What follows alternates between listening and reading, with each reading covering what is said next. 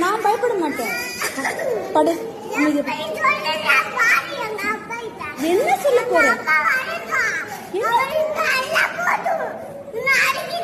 என்ன சொல்ல போற? 3:40க்கு தான் போகணும். படு. சொல்லு, உங்க அப்பாட்ட சொல்லு. நீ சொல்லு, நானும் சொல்றேன். கொஞ்சம் கூட அடங்கலன்னு சொல்றேன். சரி, இருந்துட்டு போ. இப்ப நான் யாரு?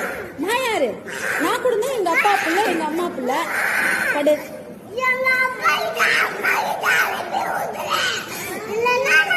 அனுப்ப முடியாது. இங்கதான் போகணும். உச்சா இங்க போகணும். இங்கதான் போகணும்.